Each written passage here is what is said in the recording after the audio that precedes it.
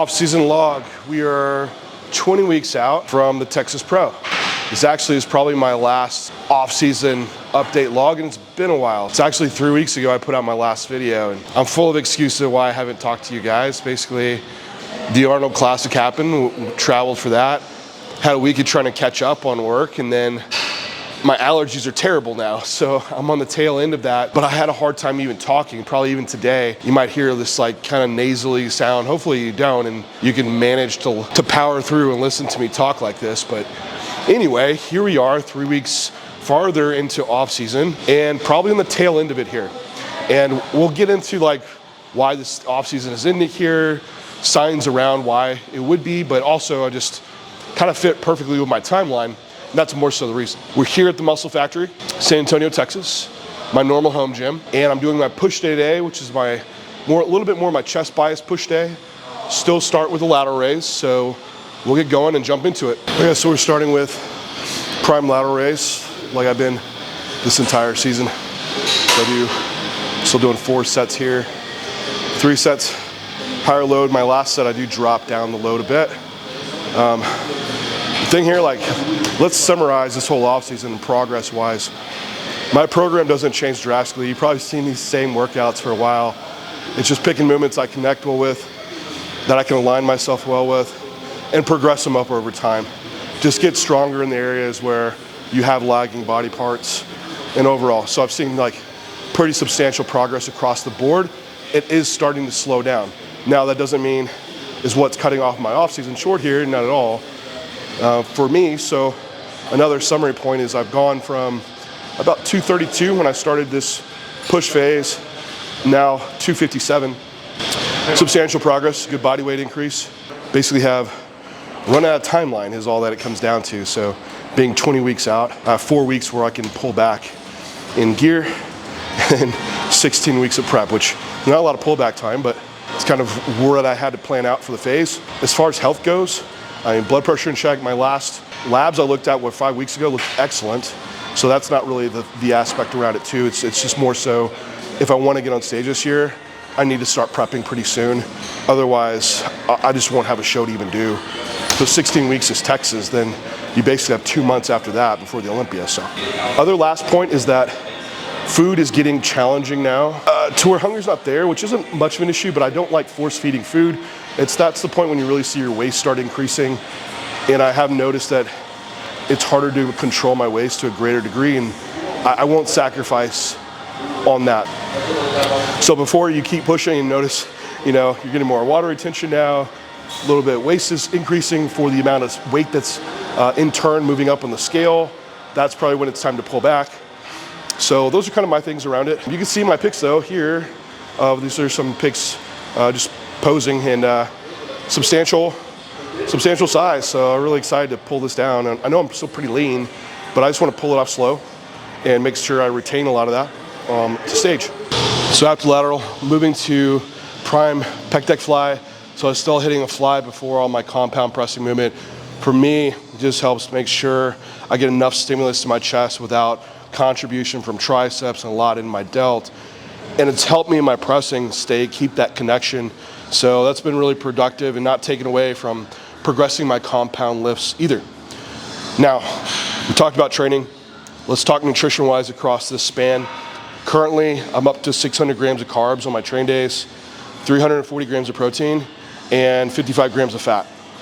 From the beginning, when I did push up, I moved from 450 grams of carbs, now at 600. So this was 3 diet adjustments along the way, pretty much 50-gram carb increments. So it doesn't take a lot of food to keep progressing along the way, at least for some people. That's not to say I have guys that are like really adaptive, where you do have to keep putting food in. Other guys make like one diet change on, and that just keeps them moving along the whole way. So the big thing here is watch your visuals and make sure you're not getting fat week to week. And then over time, look over month-to-month comparisons, and that's when it's acceptable for some fat gain to occur. But for a lot of guys, once you've been doing this for a while, if you're moving up more than a pound per week, likely it's gonna be a little bit more body fat than what you want. So with that being said, that last diet adjustment, was the one I felt the most, where it's like, oh, hit your gut harder, and you could just feel like appetite drop off because of it. And everything's been a little slower since then. I'm just getting to that weight where things are more trying to move up. But regardless, digestion, everything's still been going really good with those food increments. So let's jump into compound press now. Moving into a flat hammer strength press. Just been doing 2 sets here, a top set, back down to weight and hit, then a little bit lighter set for just a flat pressing movement.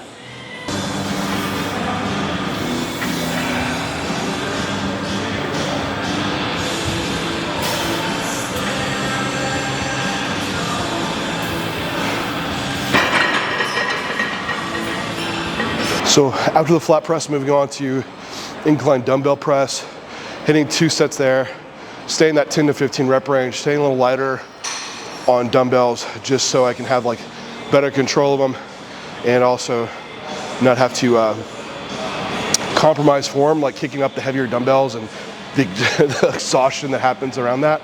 So these are my main 2 compound movements for chest day. Other updates.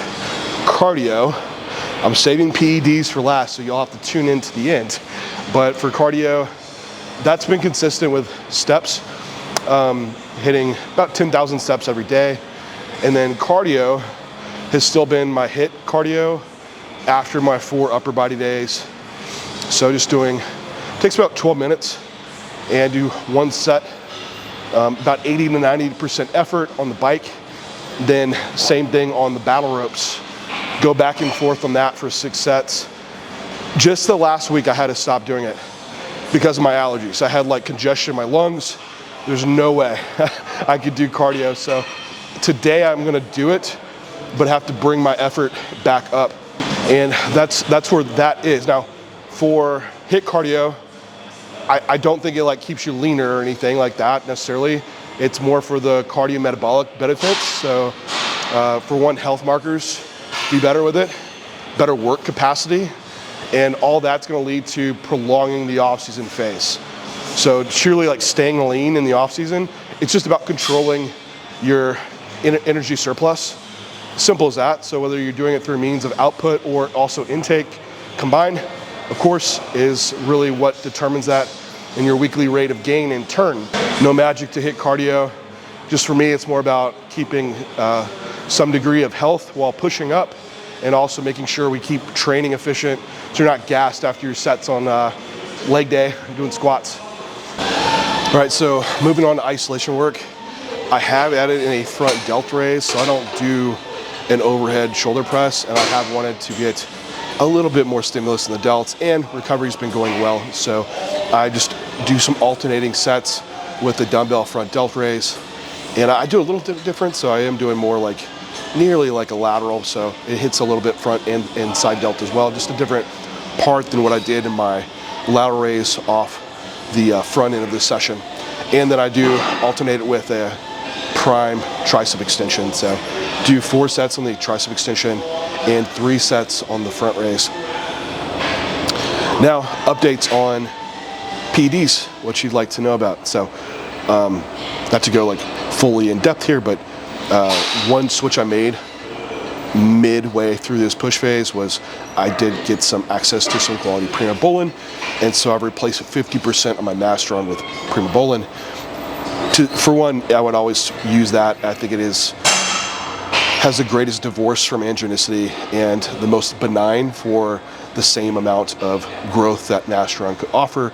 Essentially, there was no difference in progress with it, so it kind of confirms what I've always seen with and it's kind of experimenting here to see like what would you get more growth out of it, and like truly the total milligram amount is what really I think dictates this the most. The secondary fact is what can you run to manage your health markers the best. And when I pull labs, like you just tested Masteron, my labs were excellent. So the next thing to see is when I pull labs, if having that primobolan there actually had an improved impact on these lab markers. But anyway, let's do my last exercises and we'll wrap up with what changes I need to make going into this holding phase.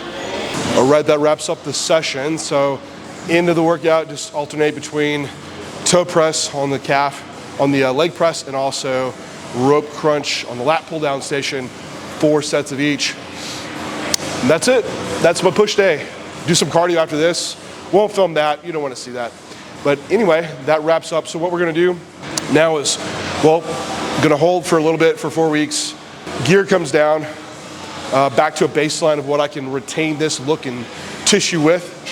Then also cardio, steps, that all stays the same. No change needed there. Food, I'm going to pull back 50 grams of carbs because this current food intake is slowly driving body weight up. So just pull back to a maintenance level. As far as training goes, I am going to go down to training 4 days a week. I've been training 5 days a week.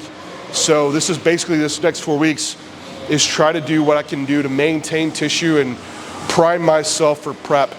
So I want optimal recovery. I don't want any joint connective tissues issues going on. I want to be fully recovered and ready for 16 weeks of just grinding it out to be stage lean. So the changes come. If you want to see like details, my day-by-day log, my weekly check-ins, go to j3university.com, join the forum at least, and you can watch and chat with me all there. And that's it, guys. We will talk to you next time.